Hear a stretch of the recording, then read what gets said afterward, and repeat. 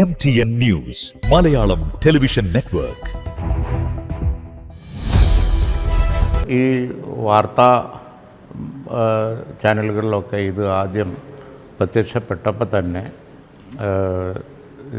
ഞങ്ങളുടെ പ്രസിഡന്റ് തങ്ങളും സാദിഖ് അലി ശിഹാബ് തങ്ങളും ഞാനും കർണാടക ചീഫ് മിനിസ്റ്റർ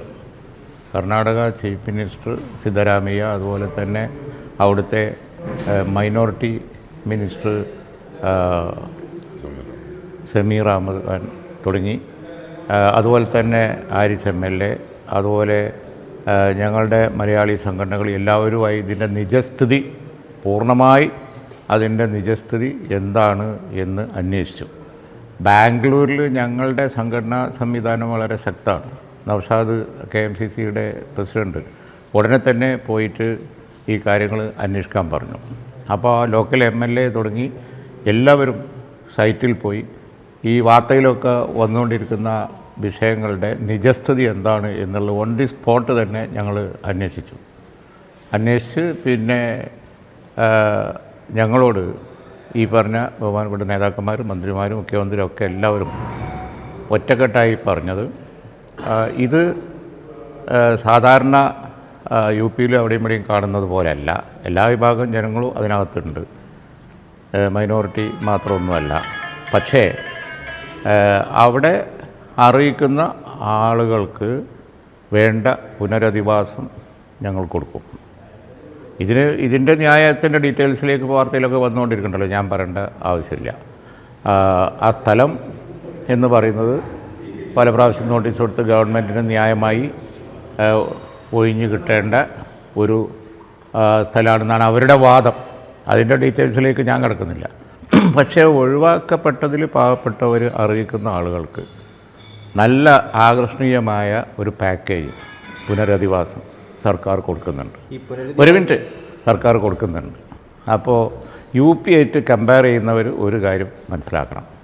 ഇവിടെ രാഷ്ട്രീയ മുതലെടുപ്പിന് വേണ്ടി വളരെ ചീപ്പായിട്ടുള്ള ഇത് കണ്ട ഉടനെ തന്നെ ചാടി പുറപ്പെട്ട ആളുകളുണ്ടല്ലോ, അവർ മനസ്സിലാക്കേണ്ട ഒരു കാര്യം, ഇന്ന് UP-യിൽ അവരെ ബുൾഡോസർ വന്ന് ഇടിച്ചിട്ടിട്ട് അങ്ങ് തെരുവിലേക്ക് ഇറക്കി പോയി തെണ്ടിക്കോളാൻ പറയാണ്. കർണാടകയിൽ അതല്ല. ഇവിടെ പിന്നെ അക്വിസിഷൻ ഉണ്ടാകുമ്പോൾ ഒക്കെ ചെയ്യുന്നത് പോലെ പാവപ്പെട്ട ആളുകൾക്കും അതിലുള്ള എല്ലാ ജനവിഭാഗങ്ങൾക്കും, അതിൽ മുസ്ലിം മൈനോറിറ്റി ഒരു മൈനോറിറ്റി മാത്രമാണ് എന്നുള്ള നിലയിൽ പ്രചരിപ്പിക്കുന്നുണ്ട്. അതല്ല, ആരാണെങ്കിലും അവരൊക്കെ മനുഷ്യരാണ്. ആ മനുഷ്യത്വം പരിഗണിച്ചുകൊണ്ട് അവർ പുനരധിവസിപ്പിച്ചുകൊണ്ട് ഒരുപക്ഷേ കേരളം ചെയ്യുന്നതിനേക്കാൾ മെച്ചമായ രീതിയിൽ അവർക്ക് പുനരധിവാസം ഉറപ്പ് വരുത്താം എന്നുള്ളത് അവിടുത്തെ ഗവൺമെൻറ് ഞങ്ങൾക്ക് ഉറപ്പ് നൽകിയിട്ടുണ്ട്. ഞങ്ങളെ സംഘടനാ സംവിധാനം ബാക്കിയുള്ളവ ഉപയോഗിച്ച് ഞങ്ങൾ വീണ്ടും വന്ന് നോക്കുന്നുണ്ട്. ഇപ്പോൾ ഒരു ഡെലിഗേഷനെ ഇന്ത്യൻ യൂണിയൻ മുസ്ലിം ലീഗിൻ്റെ ഓൾ ഇന്ത്യ സെക്രട്ടറി സുബൈർ തുടങ്ങി ഫൈസൽ ബാബു തുടങ്ങി ആളുകളെ പിന്നെ അങ്ങോട്ട് അയച്ചിട്ടുണ്ട്. അവിടെയൊക്കെ റിപ്പോർട്ട് അനുസരിച്ച് ഞങ്ങൾ തുടർന്നും അതിൽ ഇടപെടുകയും ചെയ്യും. ഞങ്ങൾ കൺസ്ട്രക്റ്റീവായിട്ട് ഈ കാര്യങ്ങളൊക്കെ വളരെയധികം വാച്ച് ചെയ്യുന്നുണ്ട്. ഒരു കോൺഗ്രസ് ഗവൺമെൻറ്റിൽ നിന്ന് അങ്ങനെ ഉണ്ടാവും എന്ന് ഞങ്ങൾ വിശ്വസിക്കുന്നില്ല. അവിടെ കോൺഗ്രസ് ഗവൺമെൻറ്റാണെന്ന് അറിഞ്ഞപ്പോൾ ചാടിപ്പുറപ്പെട്ട് പിന്നെ രാഷ്ട്രീയ മുതലെടുപ്പ് നടത്തുന്ന ആളുകൾ ചെയ്യുന്ന പണി അത് ഒരു തരം ചീപ്പ് പണിയാണ്. അതേ ആ കാര്യത്തെ പറയാനുള്ളൂ. ഇവിടുത്തെ ചീഫ് മിനിസ്റ്ററും അധികൃതരും ചെയ്യേണ്ടിയിരുന്നത് ഉടനെ അവരെ അതിൽ ബന്ധപ്പെട്ട് ഒരു സൗഹൃദത്തിൽ സംസാരിച്ച് അവർക്ക് പുനരധിവാസം ഉറപ്പ് വരുത്താനുള്ള കാര്യങ്ങൾ. ആ പണി UP-യിലെ പിന്നെ ചീഫ് മിനിസ്റ്ററോട് ചെയ്യാൻ പറ്റൂല. അത് നടക്കില്ല. അവിടെ കാരണം അവർ വർഗീയമായി പിന്നെ കമ്മ്യൂണിറ്റി തിരിച്ച് കരുതി കൂടി ചെയ്യുന്നതാണ്. ഇവിടെ അങ്ങനെയല്ല. ഇവിടെ എല്ലാ വിഭാഗം ജനങ്ങളുണ്ട്. പക്ഷേ അതിലെ പാവപ്പെട്ട മനുഷ്യത്വം അറിയിക്കുന്ന ആളുകൾക്കൊക്കെ പുനരധിവാസം ഉറപ്പ് വരുത്താൻ അവർ തയ്യാറാണ്. അത് അവർ സ്റ്റേറ്റ്മെൻറ്റ് എടുത്ത് നല്ല DK ശിവകുമാറിൻ്റെ സ്റ്റേറ്റ്മെൻറ്റ് ഉണ്ടല്ലോ, കണ്ടല്ലോ, മുഖ്യമന്ത്രിയുടെ സ്റ്റേറ്റ്മെൻ്റ് ഉണ്ട്. അപ്പോൾ ഞങ്ങളത് ഫോളോ ചെയ്യുന്നുണ്ട്. വേണ്ട കാര്യങ്ങളൊക്കെ അവർക്ക് ചെയ്തു കൊടുക്കും. ഈ പുനരധിവാസം ഉറപ്പുവരുത്തിയിട്ട് വേണ്ട ഇത്തരത്തിലുള്ള നടപടിക്ക് കിടക്കാൻ അതൊരു വലിയ ചോദ്യമല്ലേ? അല്ല, അത് പിന്നെ അതിലെന്തെങ്കിലും ഒരു ന്യൂനത വന്നിട്ടുണ്ടെങ്കിൽ പരിഹരിക്കാൻ ഞങ്ങൾ തയ്യാറാണെന്ന് അവർ പറയുന്നുണ്ട്. ആ അപ്രോച്ചാണ് ഇവിടെ.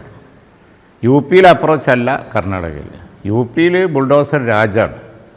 അത് രാഷ്ട്രീയമായി മുതലെടുപ്പിന് വേണ്ടി കൊണ്ടുപോയി ബുൾഡോസറിനെതിരെ നോക്ക് ഞങ്ങൾ ബുൾഡോസർ വെച്ചിട്ടുണ്ട് എന്ന് പറഞ്ഞ് രാഷ്ട്രീയ പ്രചരണം നടത്തുകയാണ്. ഇവിടെ മൂലമറ്റത്തെ ആളെ ഒഴിപ്പിച്ചില്ലേ? അതുപോലെയൊക്കെ പിന്നെ എവിക്ഷൻ നടന്നിട്ടുണ്ട്. അതിൽ മനുഷ്യത്വപരമായ പ്രശ്നമുണ്ട്. അത് ഞങ്ങൾ തീർച്ചയായിട്ടും ശക്തമായി മുഖ്യമന്ത്രിയും മറ്റുമൊക്കെ ശ്രദ്ധയിൽ ഞങ്ങൾ പെടുത്തുകയും ചെയ്തു. അതിന് പരിഹാരം ഉണ്ടാക്കുക എന്ന് അവർ പറഞ്ഞിട്ടുമുണ്ട്. അപ്പോൾ അത് ഇവിടെ കേരള ഗവൺമെൻറ് പോലെയൊക്കെ അവിടെ ഒരു കോൺഗ്രസ് ഗവൺമെൻറ്റേ ഉള്ളൂ സാധാരണ മനുഷ്യത്വപരമായ സമീപനം എടുക്കണമെന്ന് നമ്മൾ പറയുമ്പോൾ ചെവിക്കൊടുക്കുന്നുണ്ട് അവർ.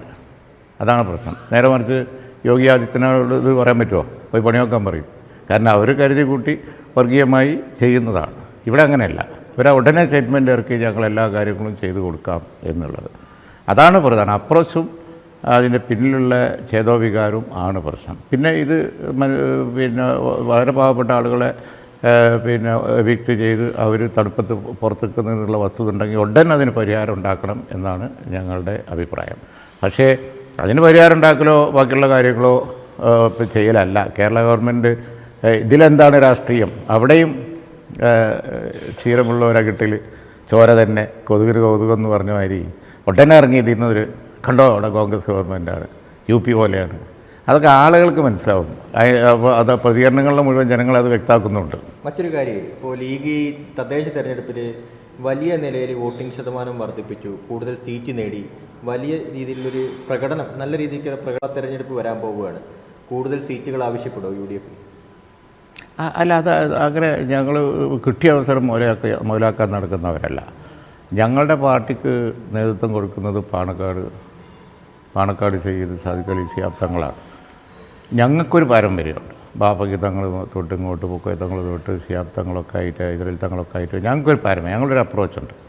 ഞങ്ങൾ UDF ഞങ്ങൾ എടുക്കുന്ന ഒരു സമീപനം അതെപ്പോഴും ഒരു മാന്യമായ രാഷ്ട്രീയ സമീപനമാണ്. അതുകൊണ്ടാണ് മുന്നണിയിൽ മറ്റു കക്ഷികളുമായി തർക്കം ഉണ്ടാകുമ്പോൾ ഞങ്ങളെ മധ്യസ്ഥന്മാരായി പോലും ബാക്കിയുള്ളവർ കാണുന്നത്.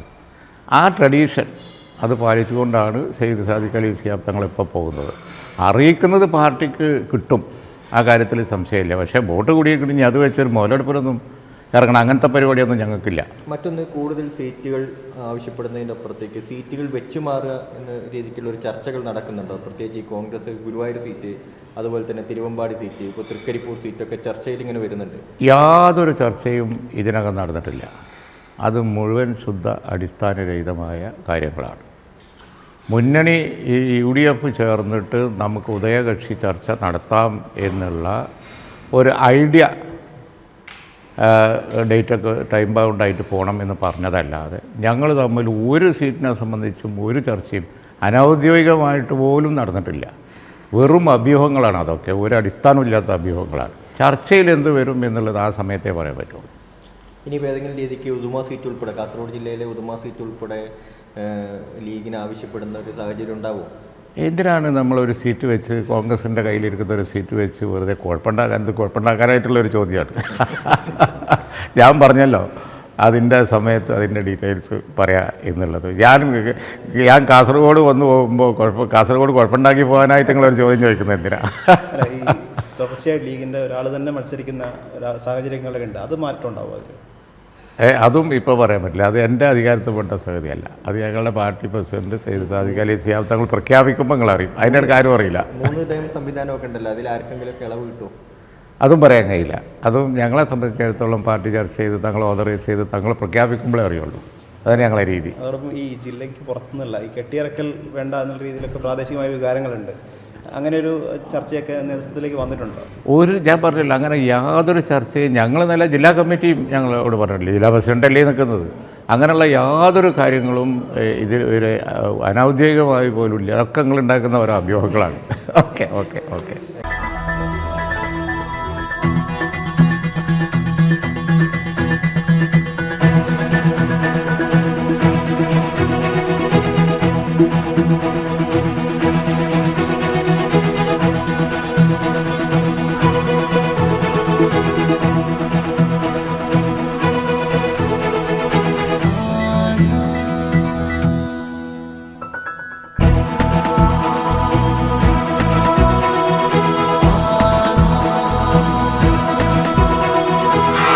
ഹൃദയം പറയും ആധാർ ഗോൾഡ്, കൊണ്ടോട്ടി, പേരാമ്പ്ര, മഞ്ചേരി, ചെമ്മാട്.